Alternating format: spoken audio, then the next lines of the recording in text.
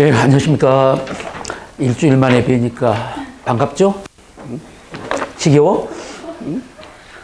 예전에 고등학교 때, 그렇게 이제 아마 여러분도 그런 걸 좀 느꼈을지 모르겠지만, 제가 중학교 때까지는 수학을 참 잘했어요. 그러니까 뭘 말하려면은, 넓게 말하면 제가 전에도 한번 말한 것 같은데, 여러분이 젊었기 때문에 아마 제 말에 공감을 안 가질 수도 있어요. 여러분은 이제 젊기 때문에 자신감도 있고 그러니까 내 인생은 내가 개척한다. 내 운명은 내가 결정한다는데 제 나이가 돼 보니까 그게 아닌 것 같아. 내 인생을 내가 결정하는 게 아니고 내 운명을 내가 결정하는 게 아니에요. 인생은 누구를 만나냐에 따라서 여러분의 운명이 결정돼요. 누구를 만나냐에 따라서. 저는 이 말 했죠, 여기서. 그러니까 이제 나이가 먹다 보니까 그 생각이 들더라니까. 아마 여러분 부모님한테만 말해봐. 엄마가 그럴 거야. 내가 저 인간 만나가지고 내 인생이 이렇게 됐다고. 아빠 보면 그럴 거야. 특히 아빠가 술 먹고 오시면, 그죠? 아주 N수를 만나가지고 내가 인생이, 자기는 아가씨 때는 굉장히 귀엽게 이렇게 곱게 컸다가 너네 아빠 만나가지고 내가 이렇게 인생이 했다고. 그 말이 틀린 말은 아니라니까. 누구를 만나냐에 따라서 인생이 바뀌어. 이제 왜 이 말했냐면은, 저도 중학교 때까지는 이제 수학을 참 잘했는데, 고등학교 1학년 때 이제 수학 선생님이 별로 나하고 안 맞더라고. 재미도 전혀 없고 그런데, 집합 같은 건 그런 대로 잘했는데, 수열. 여러분들 공부하죠? 그런 거 공부하네? 수열? 고등학교 때 공부하네? 하죠? 등차 수열, 등비 수열 있잖아. 그게 그렇게 싫더라고, 하기가. 근데 그것 자체가 물론 어려움도 있지만 선생이 싫으니까 그것 자체도 하기 싫어, 수학도. 그래서 어떤 생각했냐면은, 수학은 또 비중이 높잖아. 그래서 일주일에 한 두세 번 강의를 하죠. 두세 번 이렇게. 그런데 가끔 생각했다니까. 저 선생은 왜 이렇게 아프지도 않냐고. 좀 아파갖고 결석 좀 안 오면은, 결근하면, 자율학습하고 그러면 좋은데, 이렇게 그런 생각을 했다니까. 그러다 보니까 수학이 점점 멀어지는 거야.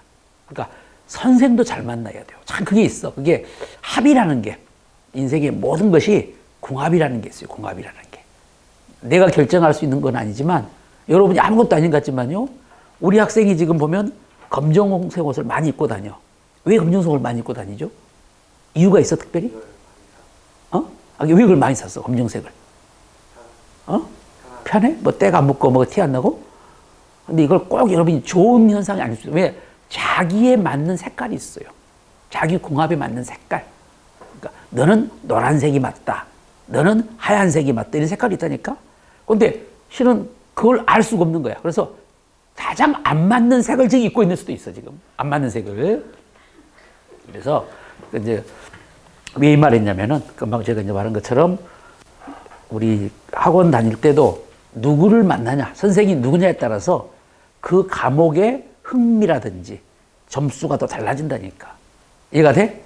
그래서 이제 갑자기 일주일에 한 번씩 오니까 여러분들이, 저 선생님 또 왔네. 아주 지겨워 죽겠어. 이렇게 생각하면은, 그러면 서로 비극입니다. 서로 비극. 혹시 그런 생각이 있으면 쪽지로 보내가지고, 선생님을 우리는 원하지 않습니다. 다른 선생님을 원하는데, 그리고 원장님한테 보냈어요. 원장님한테. 왜? 그게 좋을 수 있다니까? 여러분들이 인생이 걸린 문제인데 싫은 사람하고 계속 강의를 하고 그러는 게 얼마나 싫은 고통이겠어요. 자, 우리가 이제 지금부터, 요즘부터 인강이 있으니까 좀 이제 자기가 초이스해갖고 듣기도 하는데, 옛날에는 패키지로 묶어서 가다 보면은 그러잖아요. 그런데 형사법 선생은 좋은데 경찰 선생은 또 싫어. 그런데 어차피 싼 맛에 패키지로 이렇게 학원에서 듣기도 하다 보니까 타 과목은 점수가 안 나오고 이런 경우들이 있다고. 그러다 보니까 묶음으로 가가지고. 그러니까 노량진에 보면 되게 그래요.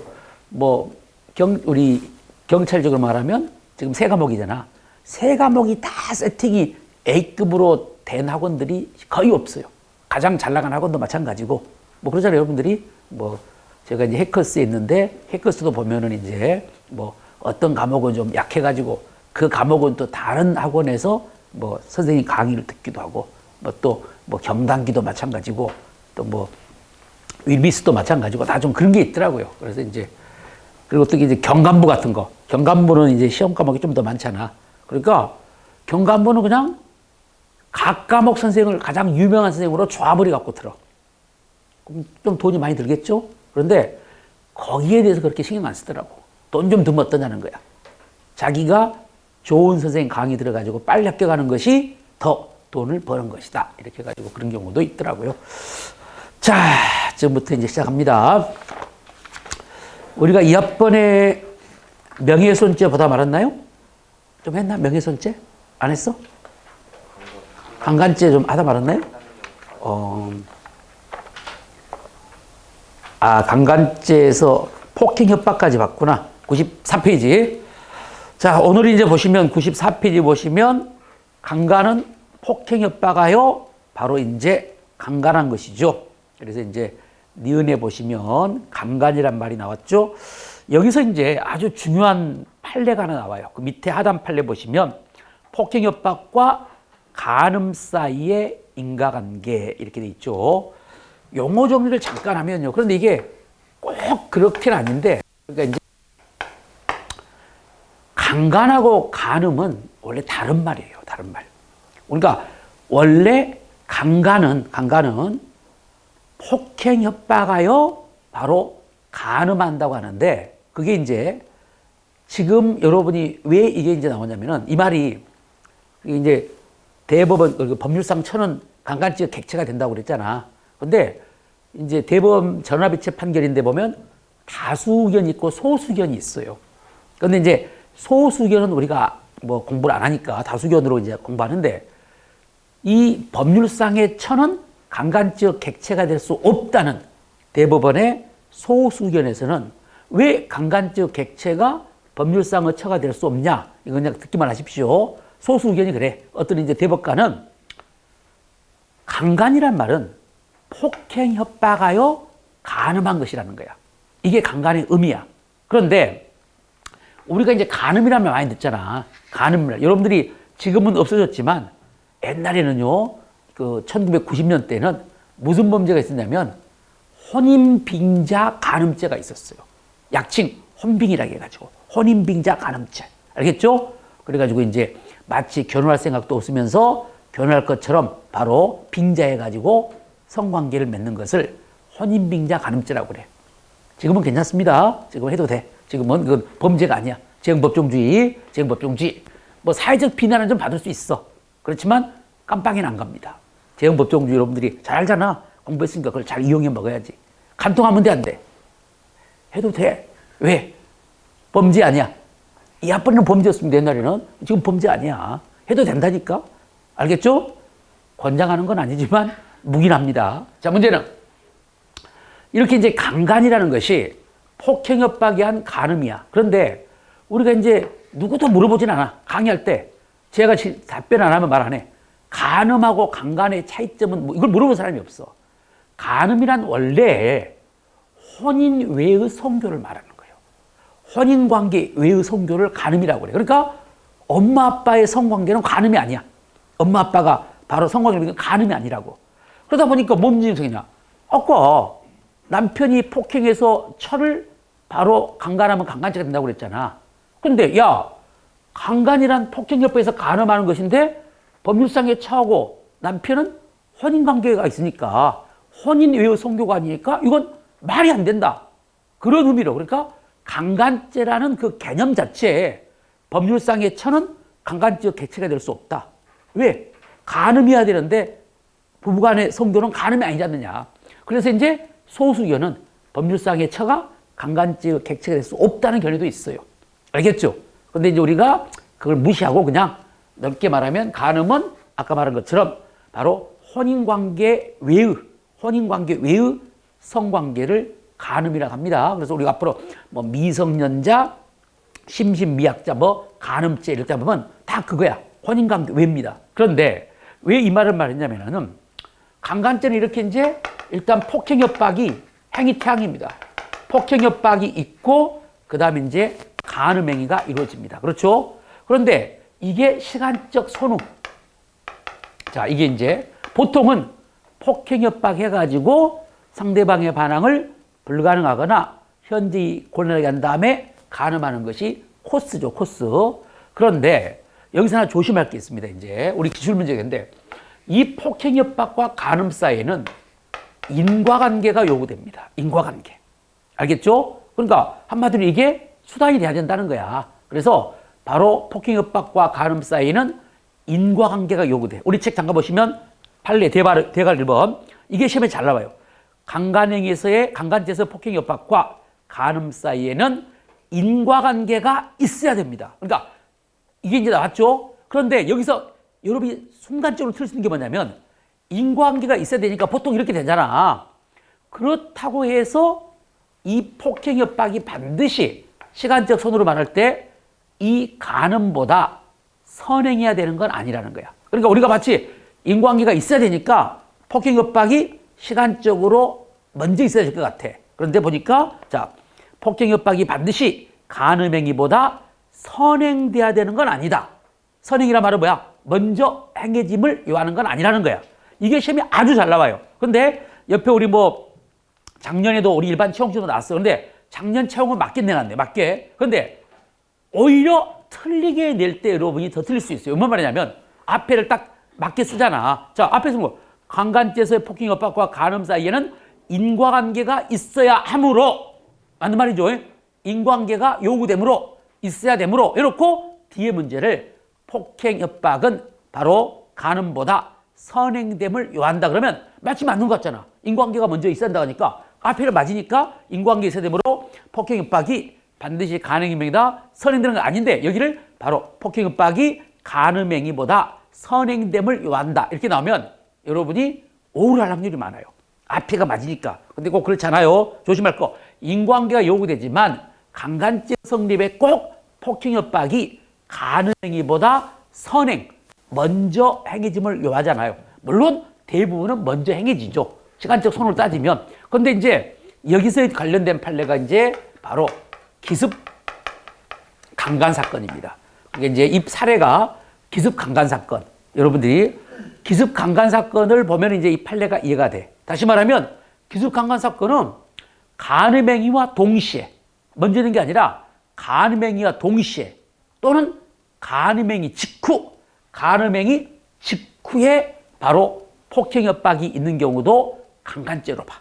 그래서 이제 이 기습 강간 사건이 뭐냐면은 갑이란 남자와 갑남과 을려가 이제 연인 사이야. 갑남과 을려가 연인 사이인데 이제 이 을려의 집에서 바로 이제 갑남이 계속 을려를 치근덕거립니다. 성관계를 하려고. 그런데 을려가 생리 중이야. 생리 중이니까 성관계를 거부하는 거야. 하기 싫다고. 그러니까 이제 이 갑이 그러면 성관계는 안 하더라도 자기가 그러면은 자의행위를 하고 싶대. 대신 너가 벗고 있는 모습을 보여주라. 그럼 그걸 보고 내가 자의행위를 할게. 해가지고 이제 약속을 그렇게 했어. 그러니까 이제 을려가 바로 이제 빨가벗고 누워있고 그걸 갑남이 보면서 자의행위를 하고 있습니다. 그러다가 갑남이 도저히 못 참겠는지 바로 이제 자기의 성기를 을려의 음부에다 삽입을 해. 이게 이제 간음이야. 간음이 됐죠? 그러니까 그 전에 폭행 있어 안 했어? 안 했죠. 그런데 이 여자가 깜짝 놀래가지고 이제 약속과 다르니까 빼려고 하니까 못 빼게. 이때 이제 힘을 행사하는 거야. 이때 이제 못 빼게 여자를 꽉 움켜잡아가지고 실력을 행사하는 거야. 폭행을. 자, 이게 기습강간 사건이야. 이제 사례가 나왔죠? 여기서 봐봐. 폭행이 바로 간음행위 이전에 있어? 이후에 있어? 이후에 있잖아. 그러니까 간음행위 직후에 폭행이 있잖아. 그런데 이걸 우리 판례는 뭘 본다고? 강간죄로 봐. 이런 경우도. 그래서 이 사례를 알게 됐기 때문에 이 판결 요지. 우리 대가로 2번입니다. 대가로 2번이 바로 그거요. 자, 금방처럼 피해자의 의사에 반해 기습적으로 자신의 성기를 피해자의 성기에 삽입하고 이제 이 여자가 바로 빼려고 하니까 피해자가 움직이지 못하도록 반항을 억압한 다음에 간음행위를 계속하는 경우. 알겠죠? 이때 피고인의 행위는 비록 간음행위를 시작할 때 폭행 협박이 없었더라도 간음행위와 거의 동시 또는 직후에 피해자를 폭행하여 간음한 것으로 볼 수 있기 때문에 이를 강간죄로 볼 것이다. 2017년 판례에 이게 기습 강간 사건입니다. 알겠죠? 이 점. 그리고 이제 다음에 이제 디귿번 실착. 실착도 중요해요. 강간죄 실착은 이미 총론 때도 봤지만 당연히 폭행 협박시죠. 폭행 협박시인데 거기서 끝나면 안 됩니다. 이 앞번에 폭행 공부할 때, 협박 공부할 때 강간죄의 폭행 협박은 그 정도가 어떻게 된다고? 최여비의 폭행 협박이야. 그래서 상대방의 반항을 불가능하거나 현저히 곤란할 정도의 폭행 협박을 개시한 때 조심할 것은 그 정도의 폭행 협박을 개시할 때 실행에 착수가 있는 거지, 실제로 피해자가 항거불능되거나 현재 곤란한 상태가 빠져야 되는 건 아닙니다. 알겠죠? 그러니까 객관적으로 그 정도의 폭행 협박이 개시되면 돼. 그런데 만약에 상대방이 실제로 항거불능 상태에 빠지지 않았어, 그러더라도 강간죄의 실착은 인정됩니다. 알겠죠? 그거. 그래서 우리 교재 보시면 1번에 1번 95페이지에 1번에 1번 판례가 바로 그것이고, 다음 이제 사례가 나오죠. 2번에 강간죄 실착 인정 여부 중요한 판례 2개가 나오는데, 인정되는 판례가 베란다 침입 사건, 자 그리고 부정되는 판례가 더 중요하죠. 사촌 오빠 사건. 기억나시죠? 사촌 오빠 사건은 바로 잠에서 깨어나지 않도록 사촌 여동생이 자고 있는데 가슴과 엉덩이를 만지고 있는 것만 갖고는 강간죄에서 요구하는 바로 상대방의 반항을 불능하게 하거나 현지 고려할 정도의 폭행으로 볼 수 있다 없다? 없죠. 그래서 바로 강간죄 실착이 부정되는데, 나중에 여러분이 우리 그 옆에 날개가 나와 있네요. 참 문제가 좋은 문제인데, 날개 세 번째 보시면요, 이런 문제를 여러분이 잘 넘어가요. 지금 실행이 착수가 없잖아. 그리고 여러분이 잘 알아. 사촌 오빠 사건 강간죄 실착 인정 여부 그러면 보통 조금만 강의 한 번만 들어도 X라고 그런다고. 근데 이것 문제를 봐봐. 세 번째 보시면, 자 비명을 지르는 바람에 도망간 경우라면 강간죄의 장애미수에 해당한다고 돼 있잖아. 그럼 나중에 장애미수에 해당하니까 실행의 착수가 없는데 미수가 돼, 안 돼? 안 되죠. 실행의 모든 미수, 중지미수, 장애미수, 불능미수는 다 실행의 착수를 요건으로 합니다. 그리고 실행의 착수가 없는데 모든 미수가 되겠어. 근데 이게 순간적으로 넘어간 이유가 미수보다는 머릿속에 장애미수라고, 그러니까 그냥 여기를 강간죄 미수에 해당한다 그러면 안 틀려. 미수? 실행의 착수가 없는데 미수 X 이렇게 맞힌단 말이야. 근데 장애란 말이 넘어가 버려. 장애라 하니까 이건 당연히 장애잖아. 자의성이 없잖아. 그러니까 중지미수하고 장애미수에서 이제 보면 중지미수는 아닌 것 같은데 장애미수가 맞지 하고 오해버려. 미수의 포인트가 있는데 장애에다가 포인트를 잡는 거야. 알겠죠? 그래서 이런 문제가 좋은 문제야. 그래서 여러분에게 문제를 많이 풀어보라는 거야. 문제를 풀어봐야만 이것들 알 수 있어. 왜? 실은 기본 강의 때 강의할 때 이런 걸 설명하기가 힘들어요. 저도 이제 기출문제가 있으니까 설명한 것이지, 이걸 문제집에 없는데 이렇게도 뭐 나올 수 있으니까 그거 안 돼. 그러니까 결과적으로 보면 알겠죠? 그래서 문제를 많이 풀어보는 것이고, 어제도 나는 여러분 꼭 다시 한번 강조합니다. 어제도 이제 우리 누가 상담한다고 해가지고 흑흑동에서 이제 우리 그 제자, 옛날 제자 한 명 만나갖고 얘기를 하는데, 나는 진짜 꼭 그래. 왜 사람은 그게 성공할 수 없는 사람이 그런다고. 시험을 한두 번 떨어진 건 있을 수 있어. 그런데 계속 떨어지는 건 실수가 아니야. 계속 시험을 떨어지는 건 실력입니다, 실력. 뭔지 알겠죠? 한두 번 떨어지는 건 실수 있어. 왜?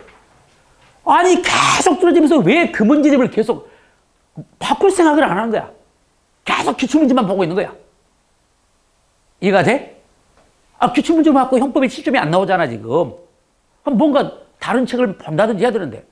지금 신광은 미래 이제 거기 다닌다고 그러더라고. 그런데 나는 이해가 안 되는 것이, 자기가 떨어졌으면 중요한 것은 그 분석을 해봐야 돼, 원인을. 그런데 지금도 내가 물어봤지, 이제. 야, 지금 88일인가 어제 남았다 가더라고. 그래서 지금 뭐 봐? 그냥 기출문제 돌리고 있대. 계속 돌려봐. 계속 떨어져. 그 책을 계속 보면 지금 그 사람은 그 책에 있는 문제가 나왔는데 틀렸을까? 그러니까 이 학벌에 60 몇 점 맞았대. 형사법을 가면 그 책에 있는데 그 책을 제대로 소화를 못 해가지고 그 책에 있는 문제를 못 맞춰갖고 기억이 안 난다든지 헷갈려서 65점을 맞았을까? 안 그래. 물어보면 돼. 아니, 왜 그렇게 틀렸어? 그러면 기출문제 봤는데 깜박깜박 한다든지 아니면 헷갈려서. 아니라니까. 못 봤던 판례가 나오니까 틀리는 거야. 그 문제집에서 없는 문제가 나오니까 틀리는 거예요. 근데 왜 그 문제집을 계속 보고 있냐고. 시간이 없어서. 뭘 시간이 없어? 지금 80일만 남아도 뭐 형법 30일간 숫자로 따지면 형법 30일간 경찰학 30일간 헌법은 분량 작으니까 20일간 이거 시간이 없어? 그거 뭐 처음 한 사람도 아니고 5년 동안 했어. 5년 동안 뭔 시간이 없어. 형법 30일간 해봐. 30일간 기본강의도 안 들어. 들을 것도 없어. 왜? 5년 동안 학원 다녔으니까. 근데 기출문제 보고 있는 거야 지금도 또. 그럼 폰 하나 또 떨어져 내가 보기로는. 뭔가 좀 발전적으로 해야 되는데 그 틀을 못 벗어나는 거야. 늘 말씀드리지만 인생이 그래요. 알에서 깨어나와야 돼요. 알에서 깨어나와야 새로운 세상을 가지. 알 속에 있으면 항상. 그래서 우리가 우물안 개구리라고 하잖아. 우물안 개구리. 그러니까 어제도 내가 말했는데 뭐 말만 예, 알겠습니다 그러는데 눈치 보니까 그냥 그대로 할 것 같아 또. 시간이 없대. 시간이. 80일, 88일 남았, 87일 남았잖아 이제. 뭘 시간이 없어. 88일은 굉장히 긴 시간이에요. 공부가 좀 된 사람들 입장에서는. 뭐 초짜가 아니니까. 그런데 그러면 뭐 듣고 문제집을 골라갖고 본다든지 그런데 문제집 보고 근데 그래서 이제 그 어제 강의하다가 강론 우리 객관식 문제집 강론 책을 보여주면서 야 차라리 이걸 봐라 내가 그것도 그냥 준다고 그랬어. 야 너 한다고 하면 내가 이거 그냥 줄게. 내가 그 증정볼 있으니까 줄게 그랬더니 뭐라 하더라? 이거 보더니 강론이 제 문제집이 한 700 몇 페이지 될 거야. 입 벌리고 있어. 왜? 너무 양이 많은 거야. 지금 부담되는 거야. 그러니까 떨어지는 거야. 그러니까. 그리고 이제 뭐 하는 말이 선생님 이건 양이 너무 많은데 뭐 신호진 핵심 요약집이 있다던데 OX로 된 핵심 요약집이 있어. 신호진 그것 좀 보고 갈까요? 왜 핵심을 찾아? 핵심을. 핵심이 완벽한 문제집입니까? 핵심이 뭐야? 핵심적인 것만 나와. 그럼 시험 문제가 핵심적인 것만 나와? 나는 그래서 장수생이 되는 거야, 내가. 그래서 하고 말을 안 듣더라고. 내가 그렇게 말했는데도 그냥 내가 말한 건 그냥 한 귀로 흘리는 것 같아. 그러니까 지금 하고 싶은 말은 문제를 많이 풀어야 된다니까. 객관식이면 가장 좋은 게 그거야. 여러분 경찰학도 마찬가지요. 한 문제집만 보면 안 됩니다. 경찰학도. 그래서 꼭 두 문제집을 봐. 두 문제집을. 왜냐하면 경찰학은요. 여러분이 아마 작년에 그런 경험이 있을 거야. 출제자가 누구냐에 따라서 완전 포인트가 다르죠. 형법은 안 그래. 형법은 누가 출제자에도 거의 비슷한데 경찰학은 누가 출제자로 들어가냐에 따라서 전혀 학원에서 강의 안 한 책에도 없는 문제가 나올 수 있어요. 정말 경찰은 과락 나올 수도 있어. 출제자가 제대로 맘 놓고 내버리면. 그러니까 형법은 여러분이 양도 많으니까 하나 문제집만 보면 되겠지만 경찰학은 반드시 두 개 문제집을 보십시오. 두 개. 알겠죠? 그래야 이연 부담이 줄어들어가. 왜? 늘 명심할 거. 형법이든 헌법이든 경찰학이든 여러분이 못 봤던 판례, 못 봤던 문제가 나오면 틀리는 거예요. 그걸 생각해. 그러니까 여러분의 공부의 목표는 여러분이 못 봤던 문제가 최소화되는 그런 작업을 지금 하는 거야. 알겠죠? 그래서 이 세 과목 다 공통점. 문제를 많이 풀어봐야 돼. 알겠죠? 그러면 제가 이것도 말했지만 이거 실행위 착수가 만약 이걸 실행위 착수가 인정된다 부정된다로 냈으면 당연히 맞춰. X. 물론 여러분이 잘 알아. 그리고 또 미수다. X. 실행위 착수 없어.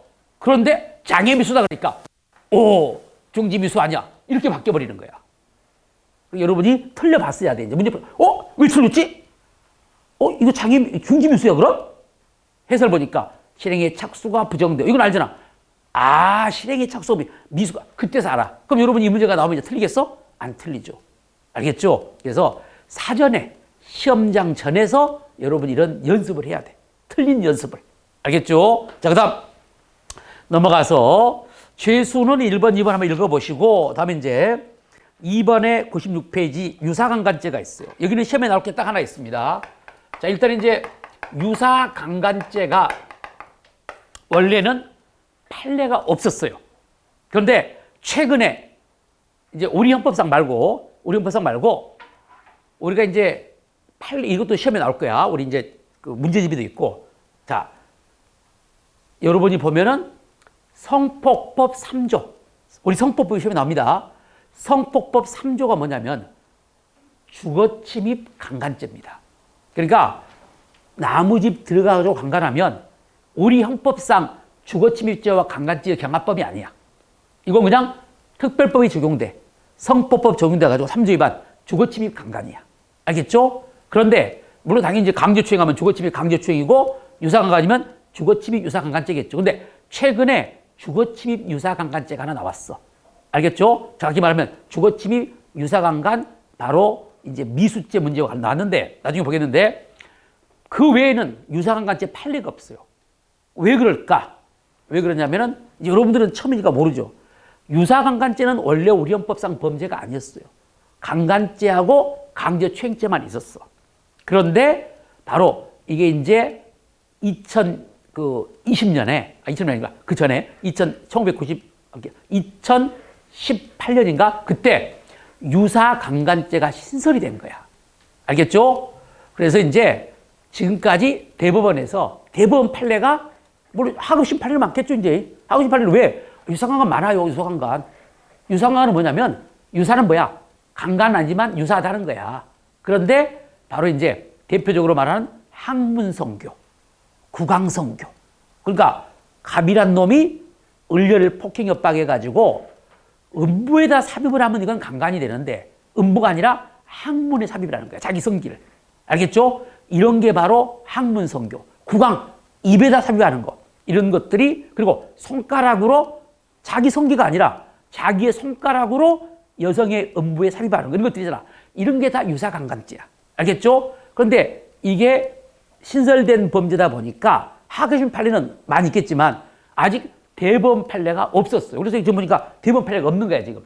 그러다 보니까 출제자들이 법조문을 가지고 승진시험, 우리 일반 채용시험 한 번씩 출제했어요. 그래서 유사강간죄는 여러분이 법조문을 좀 신경 써야 돼. 알겠죠? 자, 봅시다.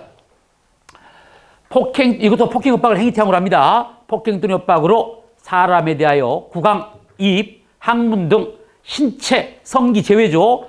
구강이나 입이나 항문 등 신체 내부에 무엇을 내야 돼? 성기. 그러니까 구강이나 또는 이른바 항문에는 성기를 내야 됩니다. 성기를. 자, 이런 경우나 또는 성기나 항문에 손가락 등 신체 성기 제외, 성기 제외의 일부나 도구를 넣는 행위. 알겠죠? 이걸 우리가 유사강간죄라고 합니다. 그런데 이제 이걸 우리가 이제 국왕성교, 학문성교인데 이건 정확히 말하면 강간은 아니죠. 강간은 성기와 성기의 결합해야 되니까. 그런데 옛날에 이건 무슨 죄가 됐을까? 유사강간죄가 없을 때는 무슨 죄가 됐을까? 강제추행죄가 됐어요. 그런데 입법자들이 어떤 이제 고민을 했냐면은 강간죄는 형이 세. 3년 이상의 유기징역입니다. 그런데 강제추행죄는 형이 약해요. 벌금도 가능해. 10년 이하의 징역 또는 벌금도 가능해. 왜? 강제추행은 유형이 여러 가지가 있으니까. 그러다 보니까 이걸 강제추행으로 처벌하다 보니까 형이 너무 약한 거야. 그러니까 쉽게 말하면 정말로 엉덩이 만지는 거, 엉덩이를 쓰다듬는 것도 강제추행죄야. 그렇죠? 그렇지만 바로 손가락으로 여성의 음부에 삽입하는 거 또는 여성의 항문에 자기의 성기를 삽입하는 것을 똑같이 강제추행죄로 처벌하면 이건 불법의 차이가 있잖아. 그래서 제3의 범죄로 그러니까 강간죄와 강제추행죄의 중간 형태의 범죄를 만들어 놓은 게 유사강간죄야. 그러니까 이건 형이 더 세죠. 그래서 이제 강간죄보다 형이 가볍고 강제추행죄는 형이 센. 그래서 이건 2년 이상의 유기징역입니다. 자, 그런데 시험에 나올 것은 뭐라고? 이 법조문. 그래서 날개 보십시오. 날개가 이제 우리가 2021년 경찰 승진 이렇게 나와 있는데 보시면 자, 두 번째 폭행 협박으로. 그러니까 여러분이 항상 생각하는 공부를 해야 돼요. 여러분이 왜 생각하는 공부를 해야 되냐면 봐봐. 이걸 여러분이 뜻밖의 실은 우리 이게 일반청이 먼저 나왔어요. 2020년도에 우리 일반청이 나왔는데 여기는 21년 승진이니까 더 빠르니까 이걸 내놨는데 그때 우리 학생들이 굉장히 당황했어. 왜? 유사강간죄는 판례가 없으니까 어떻게 돼? 패스였거든. 그리고 왜 강간죄는 우리가 전부 다 강론은 거의 판례가 나오니까 판례 없는 범죄는 별로 중에 넘어갔단 말이야. 근데 이게 또 나온 거야. 이 지문이. 그리고 그게 답이었거든 또. 틀린 것 고라겠는데 그게 틀린 거야. 근데 그래서 여러분이 유사강간죄를 법조문을 이렇게 두 줄을 애고 있었으면 문제가 없는데 뭐 그냥 국왕성교, 학문성교가 유사강간 이 정도만 알고 있고 안 외우고 있었다고. 그러다 보니까 구속요건을 가지고 이제 출제를 할 때 당황을 하는데 그런데 항상 명심할 것은 봐봐봐. 자, 뭐라고 나느냐? 폭행 협박으로 사람에 대해서 구강의 내부에, 봐봐. 구강의 내부에 뭘 내야 되는데? 성기를 내야 되는데, 손가락 등 신체 일부나 도구를 넣는 행위를 한 사람은 유사강간죄로 처벌한다. 자, 그럼 여러분이 이게 실은 이제 법조문을 제대로 모르기 때문에 헷갈릴 수가 있어요. 근데 생각해봐. 생각해봐. 내가 이 여자를 협박을 합니다. 야, 입 벌려. 그러니까 안 벌리라고. 안 벌려? 그러니까 주먹을 하니까 겁나고 입을 벌리더라고. 얼른 손가락 집어넣었어. 그럼 이게 유사강간입니까, 이게? 강제로 이 여자 협박했고 입 벌리니까 여기다가 볼펜 살짝 집어넣었다. 볼펜 집어넣는다든지 손가락 집어넣으면 유사강간, 이게 유사강간이 되겠어, 이게? 그런데도 또 오를 해, 여기도. 그러니까 그게 개념 없는 공부야. 아니, 생각해보면 그게 말이 되겠냐고. 입 벌리라고 해놓고 협박에서 입 벌리니까 얼른 손가락 집어넣었어. 그럼 2번 넣으면 유사강간 2번이야? 말도 안 돼 생각하면 당연히 틀린 거 아니야. 그런데 이걸 개념 없이 그냥 즉흥적으로 긴장해가지고 막 감정적으로 답을 해버려. 안 됩니다. 그래서 항상 마지막에는 생각하는 공부를 해야 된다는 거. 이렇게, 그러니까 이 법조문 하나만 알면 돼요. 자, 다음에 이제 3번 강제추행죄. 요즘은요, 강간죄보다, 원래 이제 기본 범죄가 강간죄야. 그런데 강간죄보다 더 중요한 범죄가 강제추행죄야. 왜 강제추행죄가 더 중요하냐? 여러분이 실무적으로, 현실적으로, 실제에서 강간죄가 더 많을까? 강제추행죄가 더 많을까? 그렇죠. 강제추행죄가 훨씬 많죠.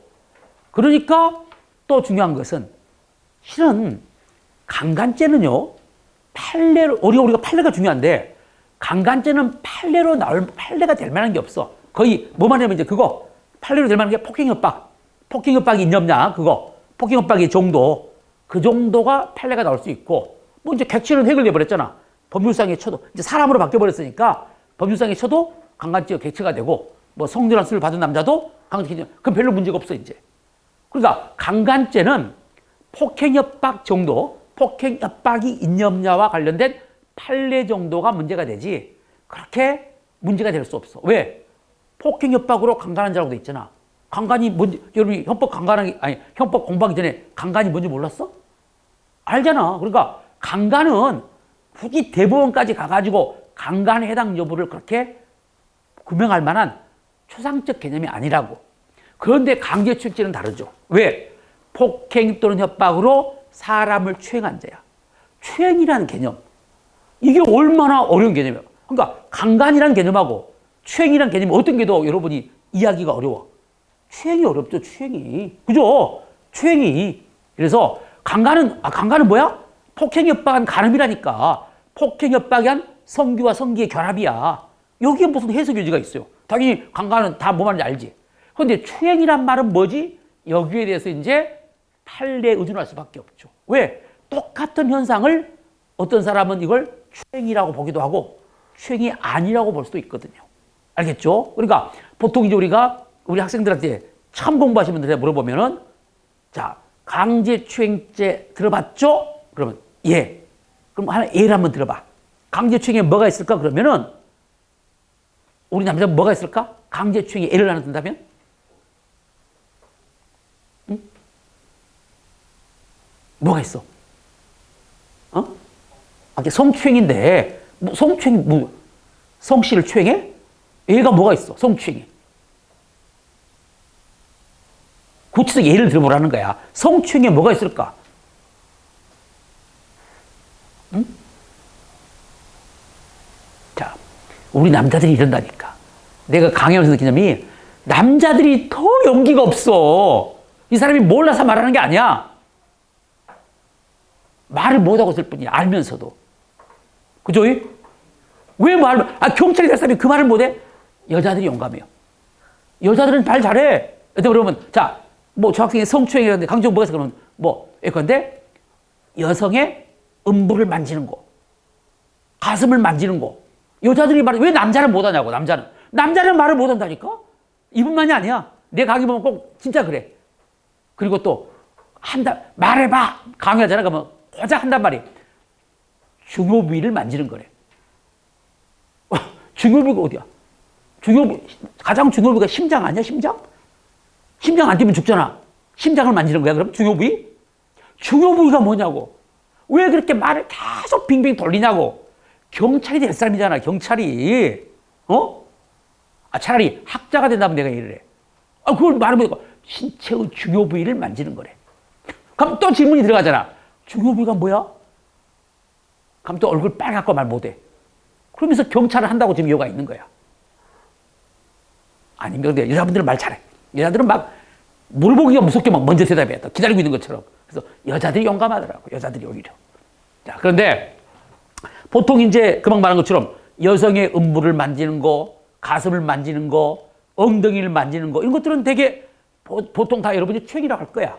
그렇죠? 근데 만약에 어깨 쪽지를 주물렀다. 미스김, 안마만 해줄까? 싫어요. 그러니까, 내가 해줄게 하고 안마를 해준다고 어깨 쪽지를 중요했어. 어깨 쪽지 중요 부위야? 없으면 죽어? 중요 부위 아니야. 중요 부위 아닙니다. 나중에 판례가 나와. 중요 부위 아니야. 그러나 강제추행죄 추행에 해당 여부는 신체의 중요 부위에 따라 다른 게 아니야. 중요 부위를 만지는 게 아니라 어깨 쪽지를 의사에 발해서 주무르는 것도 직장 상사가 바로 그 직장의 밑에 이제 격리 직원이라든지 이런 사람의 어깨 쪽지를 주무르는 것도 추행입니다. 추행. 알겠죠? 그리고 또 추행이 굉장히 다의적이야. 여러분 좀 이따 보겠지만 아주 A급 판례, 엘리베이터 자위 사건. 기억나시죠? 보통 추행은 뭐야? 그 멍치로면 내가 여자의 신체 부위를 만진 거잖아. 나는 여자 신체 부위 손도 안 댔어. 내가 내 것 만졌어. 그런데도 추행이 되는 경우도 있어요. 좀 이따 보면 엘리베이터 추행 사건이 그래. 엘리베이터 자위 사건. 그러니까 결론적으로 말하면 추행은 개념이 굉장히 다의적이야. 그러니까 이걸 우리가 일도학년적으로 정할 수 없으니까 판례 의존할 수밖에 없어. 그래서 추행에 해당 여부 판례가 많아. 그래서 강제추행죄가 시험에 강간죄보다 더 잘 나오는 거야. 판례가 많으니까. 이해가 되죠? 무슨 말인지. 그래서 강제추행죄. 자, 지금부터 공부합니다. 이것도 당연히 행위태양이 폭행협박입니다. 폭행협박으로 사람에 대해서 추행한. 객체는 당연히 사람이죠. 추행한 자 이렇게 돼 있고 형이 약해. 10년 이하의 징역이나 또는 1,500만 원 이하의 벌금에 처한다 이렇게 되는데 강제추에서 가장 중요한 것은요. 행위태양입니다. 폭행협박이죠. 그런데 물론 강간죄도 폭행협박의 정도 때문에 중요했지만 더 중요한 게 강제추행죄야. 왜냐? 우리 학자들은 다수 학자들은 강간죄의 폭행협박이나 강제추행죄의 폭행협박의 정도를 같게 봐. 전부 다 체협의의 폭행협박으로 봐서 상대방의 반항을 불가능하거나 현재의 곤란하게 할 정도의 폭행협박으로 본다고. 그런데 우리 판례가 안 그래요. 이게 중요해. 오늘 판례가 중요하잖아. 우리 판례는 똑같이 폭행협박으로 돼 있지만 강간죄의 폭행협박과 강제추행죄의 폭행협박의 정도를 달리 본다는 겁니다. 그러면 이제 왜 그럴까? 그 이유가 그거야. 아까 말한 것처럼 강간죄는 형이 세잖아요. 3년 이상이 징역이다 보니까 폭행협박이 어느 정도 강력해야 되고 강제추행은 형이 가벼워. 그러니까 그에 따라서 폭행협박의 정도도 바로 강간죄보다 낮아도 강제추행죄를 인정하는 거야. 그래서 이제 우리가 강제추행죄를 두 가지로 유형을 분류해보면 자 1번, 2번 강제추행죄 유형입니다. 첫째는 대표적인 것이 폭행 협박한 다음에 폭행 협박한 다음에 바로 이제 뭐가 있을까?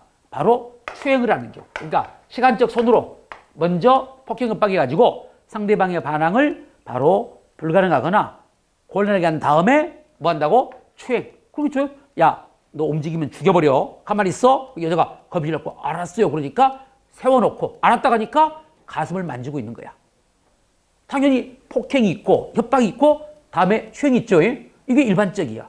그런데 강간죄와 달리 강제추행죄는 또 이런 경우도 있어요. 폭행이 자체가 추행 경우도 있어. 그러니까 폭행이 있고 추행이 있는 거 따로가 아니라 폭행 자체가 추행인 거. 어떤 경우? 금방은 내가 협박이 갖고 여자가 겁먹은 상태에 있는데 가슴을 만지는 건 전자고 후자는 앞에 여자가 있는데 갑자기 가슴을 꽉 움켜잡는 거야. 이걸 우리가 기습추행이라고 그래. 기습적으로 갑자기 가슴을 꽉 움켜쥐는 거. 이것도 폭행이야.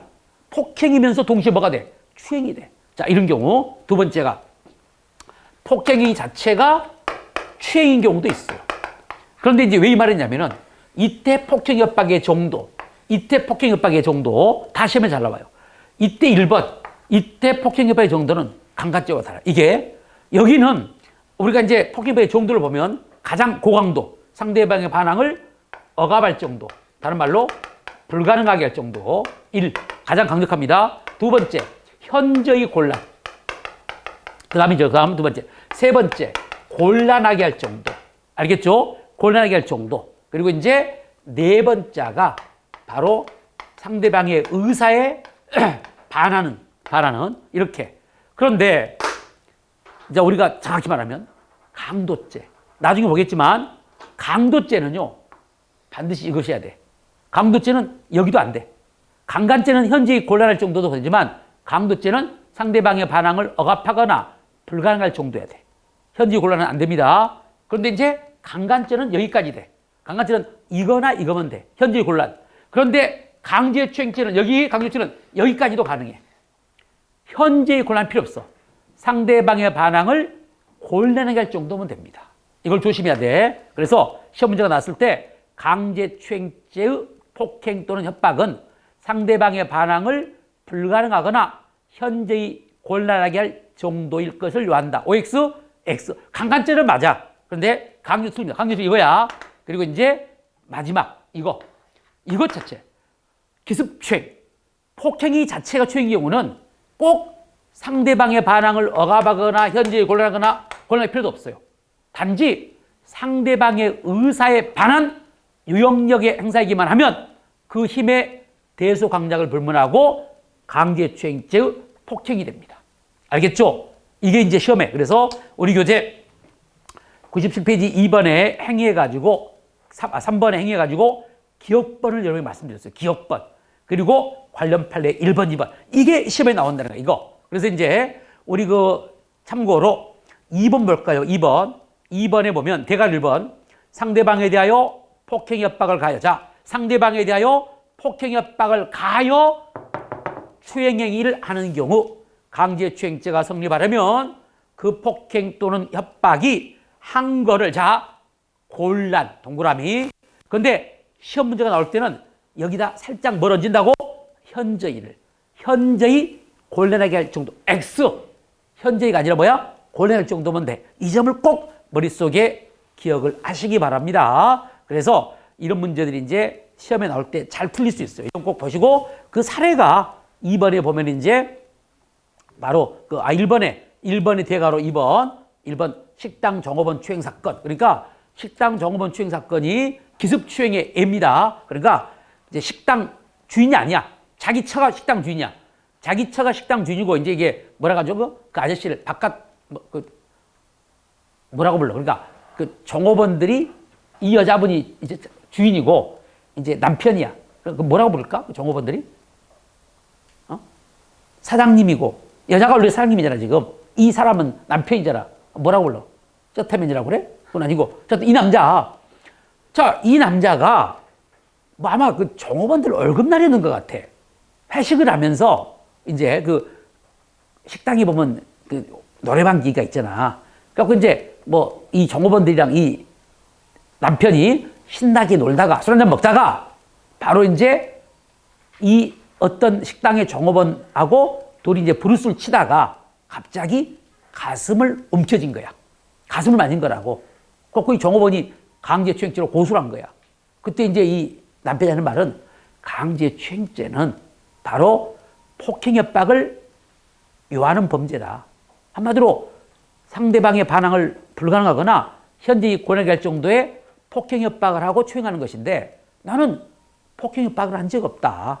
알겠죠? 근데 이제 우리 판례는 아니다. 너가 갑자기 그 식당 아줌마의 가슴을 만진 것도 폭행이고 그 자체가 추행이기 때문에 그때 그 정도는 아까 말한 것처럼 상대방의 반항을 불가능하거나 곤란할 필요 없다. 단지 상대방의 의사에 반한 바로 유형의 행사니까 힘의 대소강약을 불문하고 이것도 폭행이다. 그래서 강제추행죄 등한 판례가 바로 지금 이 판례야. 알겠죠? 그래서 우리 교재 1번의 대가로 2번 있죠? 이거 식당 종업원 추행 사건 해가지고 이제 이런 것들이 어려운 판례는 아니지만 시험에는 잘 나와요. 그러니까 어려운 판례가 아닌데 시험에 잘 나오는 건 틀리면 안 돼요. 왜? 이건 남도 다 맞춰. 남도 다 맞히고 여러분도 틀려버리면 안 된다. 남도 틀리고 나도 틀리면 좀 그래도 어느 정도 정당화되지만 남이 다 맞힌 걸 내가 틀려버리면 안 된다니까. 이런 것들은 꼭 그렇게 알아두시고. 자, 그 다음에 이제 추행. 자, 행위 태양이 이제 폭행법이고 추행한다고 하는데 추행을 이제 말은 학자들이 이렇게 말해. 자, 객관적으로 성적 수심이나 혐오감, 성적 심이나 혐오감을 바로 일으키게 하고 선량한 성적 도의관념에 반하는 행위로서 피해자의 성적 자기결정의 자유를 침해하는 것을 우리는 추행이라고 합니다. 그런데 말은 번질하지만 솔직히 어떤 게 이런 건지가 판단이 어려워. 어렵기 때문에 바로 이제 그와 관련된 판례가 많아요. 알겠죠? 자, 그래서 우리가 이제 뭐 대표적인 것은 뭐 이제 우리가 아까 말한 것처럼 뭐 상대방을 알몸이 되게 한다든지 여자의 유방이나 음부를 만지는 것이 가장 전형적이고, 그리고 이제 나중에 판례 보면요, 이제 우리 교재 98페이지 보시면 추행에 해당 여부들이 나오고 있죠. 이 판례들, 이것들이 이제 정리가 된다는 겁니다. 그래서 이것도 그래요. 여기도 주로 시험에 나올 때 이제 결론이야. 그러니까 딱 판례상에 나오면 추행 해당 여부가 OX가 바로바로 나와줘야 돼. 알겠죠? 그런데 이제 시간 관계상 우리가 좀 중요한 것 위주로만 좀 본다면, 참고로 이것도 한번 보십시오. 우리 그 1번 판례 보면 이제 추행의 개념이 나오고 있고, 그 이 대괄호 이원 보시면 이에 해당하는 여부, 추행에 대한 여부는 피해자의 의사, 성별, 다음에 연령 나오죠. 연령, 행위자와 피해자의 관계, 행위에 이르게 된 경위, 주위의 객관적 상황, 이런 것들을 종합적으로 고려해서 판단해. 그래서 판례가 중요할 수밖에 없는 거야. 안 그래? 그잖아. 이런 걸, 그러니까 추행에 해당 여부를 일률적 객관적으로 판단하는 게 아니라 똑같은 사람이어도 여자와 남자가 다를 수 있고 또 나이가 어리냐 많냐에 따라 다를 수 있어. 그러니까 좀 이따 나오겠지만, 자, 요거 앞에서 바로 바바리맨 있잖아. 바바리맨. 요거 앞에서 바바리맨이 자기의 성기를 갑자기 여고생들 앞에, 그러니까 그 이제 요거 앞인데 그것도 야자 끝나고 밤 10시 넘어서 오는데 여고생 혼자 으슥한 골목을 오고 있는데 갑자기 바지를 벗어가지고 자기의 성기를 보여준 경우하고, 좀 이따 보겠지만 48세의 중년 아줌마, 그리고 차와 사람들이 많이 다니는 대로에서 열받아가지고 48세 여자 앞에서 자기의 바지를 벗어가지고 성기를 보여준 행위는 다르다는 거야. 나중에 보겠지만 전자는 추행이 될 수 있지만 후자는 안 된다는 거예요. 왜? 연령에 따라서도 성적 심이나 혐오감을 일으킬 정도가 다르다는 거예요. 알겠죠? 그러니까 쉽게 말하면 우리말로 말하면 여고생은 갑자기 남자가 바지를 벗어갖고 성기를 보여요. 그럼 어떻게 돼? 물끄러미 보고 있습니까? 소리 진다 놀리다든지 뭐 이러겠죠. 48세는 이라고 봅니다. 이러고. 그러니까 다르다는 거야, 이게. 그래서 연령이나 주위의 상황이라든지 이런 걸 고려해서 판단해야 돼. 그래서 판례에 의존할 수밖에 없는 거야. 추행에 해당 여부가. 그래서 이제 판례에 따라서 볼 수 있는 거. 지금부터 이제 추행에 해당하는 판례가 지금 쭉 나오고 있죠. 다 보셔야 됩니다. 우리 1번의 기억이 러브샷 사건입니다. 러브샷 사건. 그런데 속으로 아니 러브샷이 왜 추행입니까? 그런 생각하는데 당연히 하기 싫다는데 하는 것인데, 여기서 러브샷은 2번 러브샷이야. 그러니까 여기는 안 써놨는데 2번 러브샷 사건인데 2번이 뭐죠? 2번 러브샷이. 해반자를 물어보는 게 아니야. 과거 생각하지 말고 2번 러브샷이 뭐예요? 그렇죠. 우리가 보통 말하는 이렇게 팔 크로스한 거 이건 1번이고 2번은 이제 껴안고 하는 거야. 그러니까 그 골프장 도우미들, 골프장 캐디들을 뭐 같이 술 한잔 먹자가 이제 싫다 하는데도 사장 잘한다고, 너네들 우리 말 안 들으면 너 직장 그만둬야 돼 막 하면서 이제 어쩔 수 없이 영해. 근데 싫다는데 2번 러브샷이라는 경우를 우리 판례는 강제추행죄로 봤어. 알겠죠? 그게 러브샷 사건입니다. 그리고 또 하나, 이 니은번. 이게 바로 이제 엘리베이터 자기 사건입니다. 엘리베이터에서 여자하고 단둘이 탔어. 그리고 갑자기 바지를 벗더니 자기얘기를 시작합니다. 여자가 깜짝 놀고 내리려가니까 칼로 협박을 해갖고 못 내리게 하면서 자기의 자기얘기를 보게 하는 거. 이것도 뭐라고? 강제추행죄. 여기는 여자의 신체 부위를 만진 게 아니야. 여자의 우리 속칭 말하는 중요 부위를 만진 게 아닌데도 강제추행죄가 돼. 알겠죠? 이런 것들. 그래서 이제 2번이 그것이고요. 쭉 판례들이 있으니까 그렇게 쭉 한번 보십시오. 이게 다 판례들이고 시험에 나와요. 옆에 다 날개 다 있잖아. 그리고 이제 그리고 시호법 보시면 이게 이제 2학번에도 한번 말씀드렸죠. 우리 그 총론에서 바로 간접점에서 공부했는데, 자, 이게 여러분이 이제 기억돼야 돼. 두 번째 공부하신 분들은 강제추행죄는 자수범이 아니므로, 맞아 틀려? 맞죠? 이 말은 뭔 말이야? 딱 눈치를 채야 돼. 판결 요지가 강제추행죄는 자수범이 아니므로 그러면 뭐가 나올까요? 간접점. 그렇죠? 자수범과 반대 개념이 간접점. 그러니까 자수범이다 그러면 간접점 범할 수 없어요. 자수범이 아니므로 이 말은 간접정범으로 범할 수 있다는 걸 의미한다는 거야. 강제추행죄는 자수범이 아니야. 그러니까 타인을 도구로 이용한, 처벌되지 않는 타인을 도구로 이용한 바로 강제추행죄 간접정범도 가능합니다. 그리고 조심할 거, 더 중요한 거, 이때 타인은 피해자도 포함된다는 거야. 이때 타인에는 피해자도 포함돼. 처벌되지 않는 피해자를 도구로 이용하여 강제추행을 하는 경우도 강제추행죄 간접정범이 됩니다. 그리고 여기는 자기가 직접 만지는 게 아니야. 피해자가 자기의 신체 부위를 만지는 거야. 피해자가 바로 협박당해가지고 자행이라는 거야. 피해자가. 알겠죠? 그때 피해자는 죄가 돼, 안 돼? 안 되죠. 자기가 자기 스스로 자기의 음부를 만지는 게 뭐 죄가 됩니까? 안 되죠. 구속영장도 없으니까 이건 무죄야. 처벌되지 않는 피해자를 이용한 뭐가 돼? 이른바 강제추행죄 간접정범이 된다는 것이 바로 쉬우시고, 이걸 우리가 이제 셀프추행 사건, 그러니까 피해자로 하여금 스스로 추행하게 하는 셀프추행 사건은 논점이 뭐라고? 강제추행죄 뭐가 돼? 간접정범이 돼. 그래서 이게 총론, 간접정범 파트에서도 중요하고요. 강론, 여기서도 중요해. 그래서 이 숏을 여러분에게 말씀을 드렸습니다. 자, 그 다음에 이제 100페이지 보시면 강제추행이 아니다, 이게 하나 나와요. 그런데 가끔 이제 기출문제를 보면 확실히 그래요. 현직들이 출제할 때 보면은 판례의 논점 모르고 출제하는 경우가 있어. 딸랑. 여기는 이제 제가 일부러 그걸 빼고 내는데, 우리 기출에, 우리 그 승진이나 채용 기출입니다. 그 당시는 교수가 출제가 아니고 현직 출제할 때야. 뭐라고 한 줄 알아? 바로 여자 앞에서 남자가 바지를 보여 성기를 보여준 것도 강제추행죄 당한다, 이렇게 나와. 여러분 O라고 해야 돼, X라고 해야 돼? X라고 해야 돼요. X라고 해. 판결 요지가 그거야 지금. 근데 이건 솔직히 말하면 미스 문제입니다. 강제추행죄가 될 수도 있고 안 될 수도 있는 거야. 다시 말하면 이렇게 문제면 안 돼요. 그러니까 이제 출제 의도는 알아. 지금 출제자들이 자기들이 공부한 거잖아. 그것도 이제 한마디로 이게 이제 바로 그 성기를 보여준 사건인데 이게 강제추행죄가 아니거든. 그러니까 이제 출제했어.